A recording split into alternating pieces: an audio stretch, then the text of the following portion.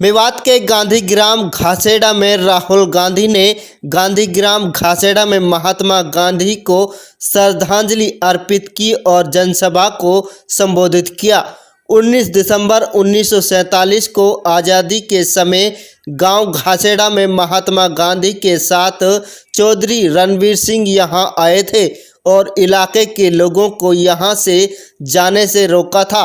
राहुल गांधी ने कहा कि उस समय भी कुछ लोगों ने देश को तोड़ने की कोशिश की थी।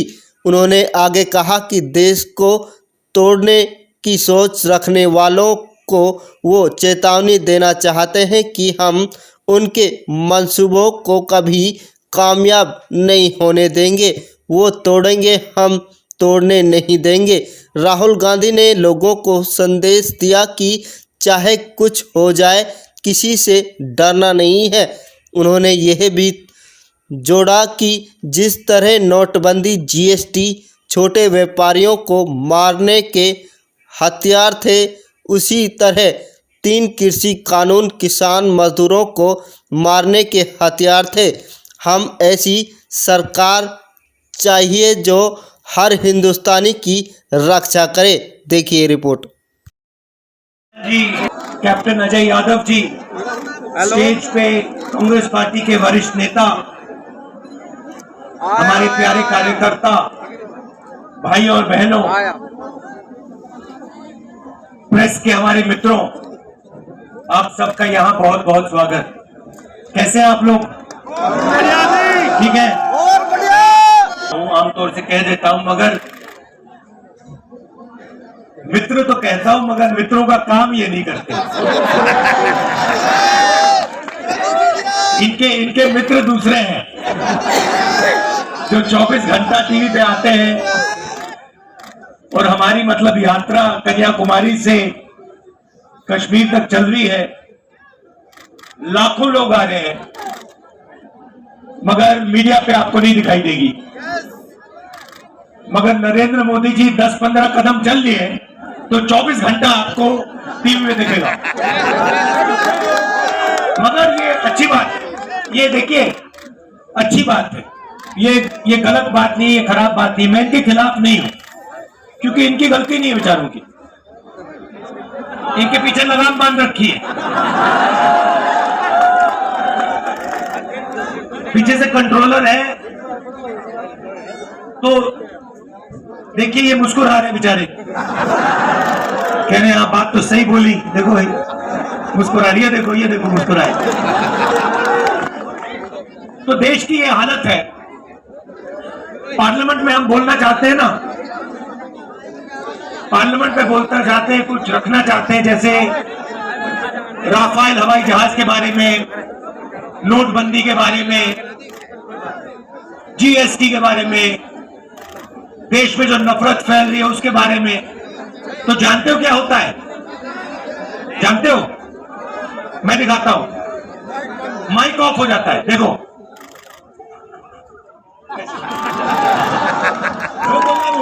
बोलते जा। किसी को कुछ सुनाई नहीं देता। टीवी उधर कर देते हैं, स्पीकर साहब का चेहरा दिखता है और पार्लियामेंट में माइक ऑफ कर देते हैं। इसीलिए हमें ये यात्रा कन्याकुमारी से शुरू करनी पड़ी कश्मीर तक। और जो मैं आपको बताऊं, जो हमें सीखने को मिला, वो गाड़ी में, हवाई जहाज में, हेलीकॉप्टर में नहीं सीखा जा सकता है। कहां से सीखे हम? हिंदुस्तान की जनता से सीखे, किसानों से सीखे, मजदूरों से सीखे। अब देखिए, एक तरफ आपकी कुर्बानी, यहां अभी मैंने महात्मा गांधी जी की फोटो के सामने फूल रखे। ये आए, इन्होंने आपकी रक्षा की। उस समय भी हिंसा थी, उस समय भी इन्हीं लोगों ने हिंदुस्तान को बांटने का काम, नफरत फैलाने का काम किया था। और आप याद रखिए, योगेंद्र यादव जी ने कहा वो तोड़ेंगे और हम जोड़ेंगे, मगर जब वो बोल रहे थे मैंने एक बात सोची,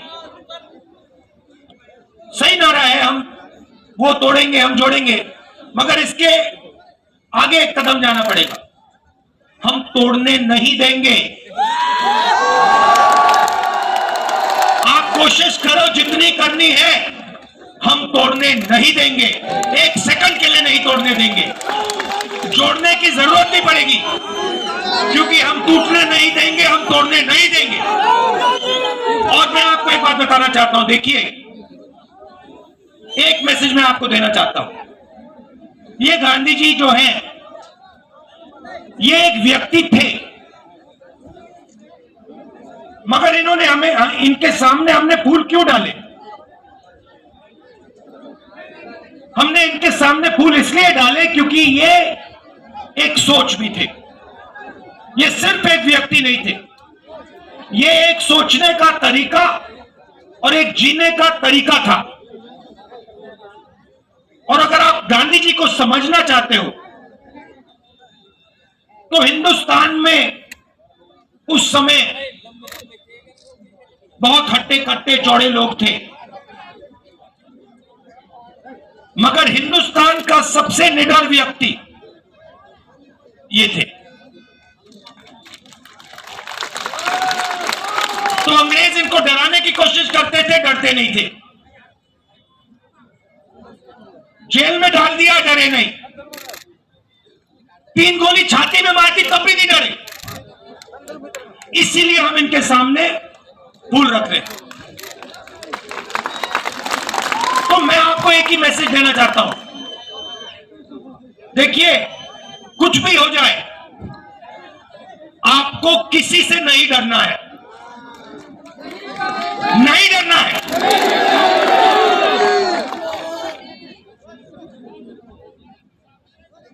अब मैं आपकी सड़कों पे चला हूं, अब देखिए क्या हुआ या नहीं हुआ उसके बारे में नहीं बोलना चाहता हूं, अलग अलग राय हो सकती है। योगेंद्र यादव जी ने कहा कि जितना होना था नहीं हुआ, हुड्डा जी ने कहा कि काम हुआ। मुझे कोई फर्क नहीं पड़ता, जो बीते हुए समय में हुआ उसमें मुझे कोई इंटरेस्ट नहीं है। मैं आपको एक बात कह सकता हूं कि इन सड़कों पे मैं चला हूं और मुझे दिख रहा है कि यहां पे आज सड़कों की हालत खराब है, यहां पे आपको दर्द हो रहा है और यहां पे कमियां हैं। और जब सड़क पे आदमी चलता है ना, देखिए इन्हीं सड़क पे आप आओ, मर्सिडीज गाड़ी में आओ, हेलीकॉप्टर से आओ, झटके नहीं पड़ते, घुटनों में दर्द नहीं होता। तो जब व्यक्ति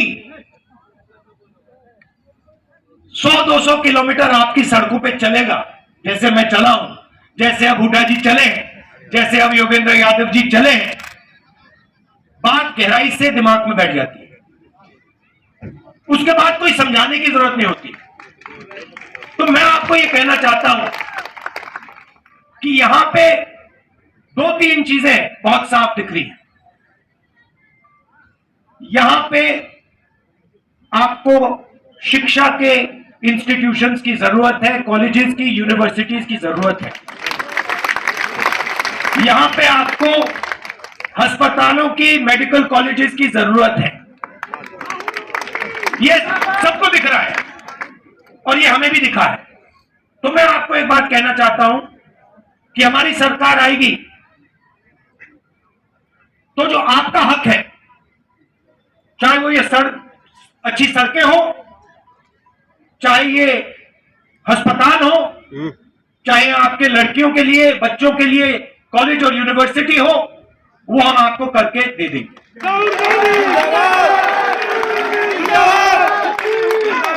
मैं ये भी नहीं कह रहा हूं कि ये 2 दिन में हो जाएगा, मुझे झूठ बोलना अच्छा नहीं लगता है, समय लगेगा, मगर हमारी नीयत साफ है और हम आपको करके दिखा देंगे।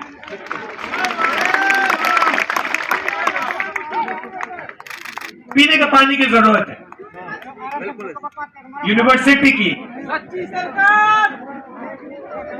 सच्ची सरकार की। अब भैया ये तो आपको मोदी जी से बात करनी पड़ेगी। महंगाई की मोदी जी से बात कीजिए, बेरोजगारी की मोदी जी से बात कीजिए। अच्छा, यात्रा हमने शुरू क्यों की? क्योंकि लोकसभा में हमारी बात नहीं सुनी जा रही थी। जैसे मैंने आपको कहा, माइक ऑफ कर देते हैं और देश में ये डर और नफरत फैलाने की कोशिश कर रहे हैं। नोटबंदी हो, गलत जीएसटी हो, कोविड के समय इन्होंने जो काम किया, ये सब जो कमजोर लोग हैं, गरीब लोग हैं, किसान, मजदूर, छोटे दुकानदार, छोटे व्यापारी, इनको चोट पहुंचाने के लिए करते हैं। इनका लक्ष्य 3-4 अरबपतियों की मदद करने का है। मैं आपको एक छोटा सा उदाहरण देता हूं। इन्हीं सड़कों पे, मध्य प्रदेश में नहीं, राजस्थान में मुझे किसी ने बताया कि अगर आज हिंदुस्तान में आप मैदा, गुड़, ऐसी चीजें बेचो, तो अगर आप 25 किलो से कम बेचते हो तो आप पर जीएसटी लग जाती है, और अगर आप 25 किलो से ज्यादा बेचते हो तो जीएसटी माफ हो जाती है। अब आप सोचिए, जो छोटा व्यापारी है, जो 25 किलो से कम बेच रहा है, उस पर इन्होंने जीएसटी लगा दी, और जो अरबपति है, जो 25 किलो से ज्यादा हजारों लाखों किलो बेच रहा है, उसकी इन्होंने जीएसटी माफ कर दी। नोटबंदी और जीएसटी ये पॉलिसियां नहीं है, ये हथियार है। ये छोटे व्यापारियों को मारने के हथियार है। और ऐसे ही इन्होंने एक और नया हथियार निकाला था। ये जो उनके किसान के खिलाफ 3 काले कानून थे, नोटबंदी और जीएसटी छोटे व्यापारियों को मारने के हथियार थे, और ये इनको जो 3 कानून थे, ये किसानों को मारने के, मजदूरों को मारने के हथियार थे। और हिंदुस्तान के सारे किसान खड़े हो गए, कहते हैं नहीं, हम नहीं मानेंगे। और आपने एक चीज देखी होगी, नरेंद्र मोदी जी का आप चरित्र समझिए। जैसे ही कोई उनके सामने खड़ा हो जाता है, चाहे वो किसान हो, जैसे किसान आंदोलन में हुआ, चाहे वो जमीन अधिग्रहण बिल के बारे में हो, जैसे ही कोई उनके सामने खड़ा हो जाता है, नरेंद्र मोदी घूम के उल्टे भागने शुरू कर देते हैं। आप पहचानो, जब भी कोई भी उनके सामने खड़ा हो जाता है, नरेंद्र मोदी मुकाबला नहीं करते, भाग जाते हैं, मैदान से निकल जाते हैं। मैंने प्रेस वालों से की बात की, मैंने कहा ये हमारे मित्र नहीं है, ये जूनियर लोग मित्र हैं, मगर जिन्होंने इनकी लगाम पकड़ रखी है वो मित्र नहीं है। आप देखो मेरे कितने प्रेस कॉन्फ्रेंस होते हैं, हर 5-10 दिन मेरा इनके साथ प्रेस कॉन्फ्रेंस होता है। जो भी सवाल इनको पूछने होते हैं पूछ लेते हैं। आपने नरेंद्र मोदी जी का कभी प्रेस कॉन्फ्रेंस देखा है इनके साथ? देख ही नहीं सकते, क्योंकि उन्होंने कभी किया नहीं, क्योंकि इनके सामने खड़े ही नहीं हो सकते। वो सब पे लगाम बंधी हुई है, मगर उनको ये नहीं मालूम कि यार एक घोड़ा निकल ना जाए, एक घोड़ा लगाम खोल के भाग ना जाए प्रेस कॉन्फ्रेंस में, मुसीबत हो जाएगी। तो आप उनको पहचानिए। और ये सिर्फ नरेंद्र मोदी जी नहीं है, ये आरएसएस के सब लोग ऐसे हैं। ये नफरत फैलाते हैं, मगर ये डरते हैं, हिंदुस्तान की जनता से डरते हैं, हिंदुस्तान के गरीब लोगों से डरते हैं, हिंदुस्तान के किसान से, मजदूर से डरते हैं। तो ये आपको मालूम होना चाहिए, और इनसे कोई डरने की जरूरत नहीं। ये कुछ नहीं कर सकते आपका। और मैं हिंदुस्तान के हर व्यक्ति से कह रहा हूं, डरने की कोई जरूरत नहीं है। ये देश डरपोकों का देश नहीं है, ये वीरों का देश है। यहां कोई नहीं डरता।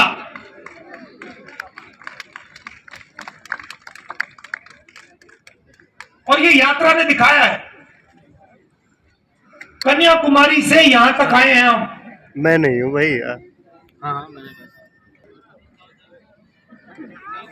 3000 किलोमीटर हो गए, 3000। और मैं अकेला नहीं चला हूं, हजारों लोग चले। हमारे साथ एक 90 साल का व्यक्ति चल रहा है, 90 साल का, सबसे सामने चलता है, किसी से नहीं डरता। वो है हिंदुस्तान। तो इस यात्रा ने दिखाया है कि ये देश किसी से नहीं डरता है, अपने भविष्य से नहीं डरता। और एक दिन, जिस दिन ये खड़ा हो गया एक साथ, जिस दिन ये देश एक साथ खड़ा हो गया, उस दिन ये पूरी की पूरी नफरत, हिंसा सब खत्म हो जाएगी। और ये भी मत सोचो कि ये दिन बहुत दूर है।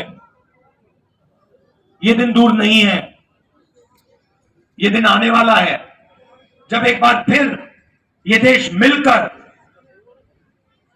भाईचारे के साथ, मोहब्बत के साथ एक साथ आगे बढ़ेगा। हम तोड़ने नहीं देंगे, सवाल नहीं उठता। जितनी कोशिश करनी है करो, तोड़ने की कोशिश करो। इस देश को हम टूटने नहीं देंगे। खत्म।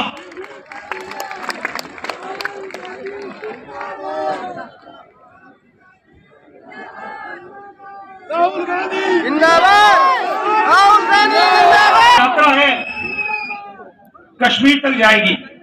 अब इन्होंने नया आइडिया निकाला है। मुझे चिट्ठी लिखी कि कोविड आ रहा है, यात्रा बंद करो।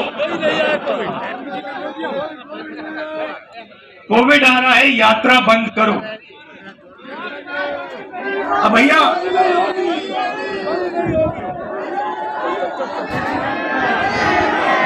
मतलब अब देखिए, अब यात्रा को रोकने के लिए बहाने बन रहे हैं।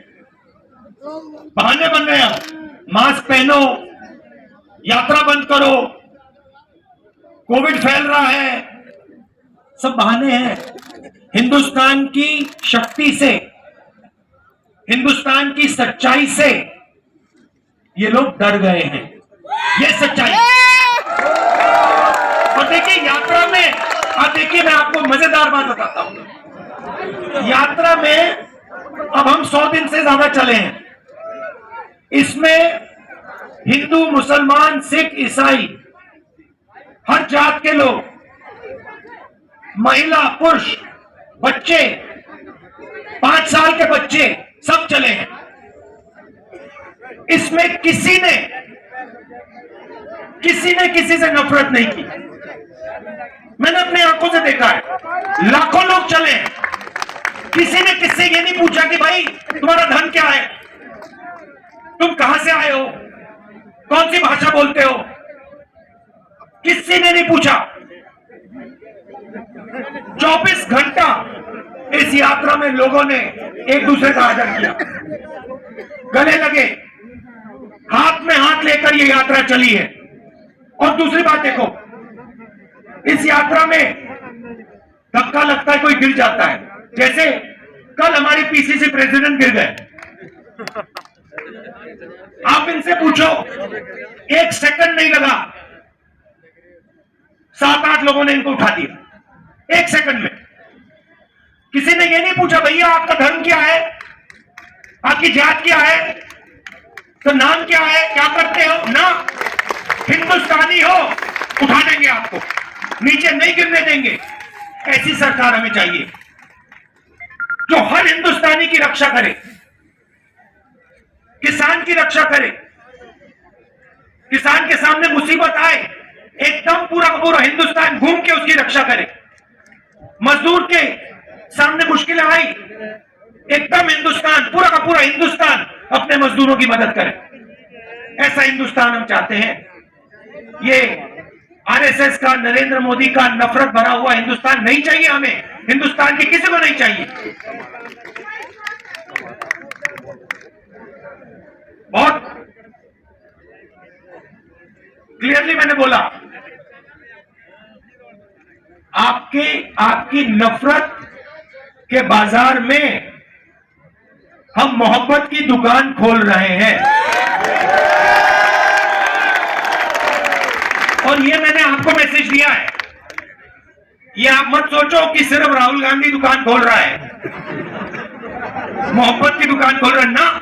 मैं आपको कह रहा हूं, आप सबको कह रहा हूं, हिंदुस्तान के हर युवा को कह रहा हूं, हर किसान को, हर मजदूर को, हर छोटे दुकानदार को, आप मोहब्बत की दुकान खोलो। नफरत के बाजार में मोहब्बत की दुकान खोलो।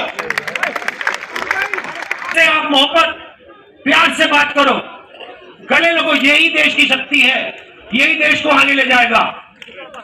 तो आप सबका दिल से धन्यवाद करना चाहता हूं। और जो आपने मुझे मैसेज देना था, वो मैसेज मैं समझ गया हूं। वो मैसेज मेरे साथ जाएगा वापस, और उसका नतीजा आपको दिखेगा। बहुत बहुत धन्यवाद।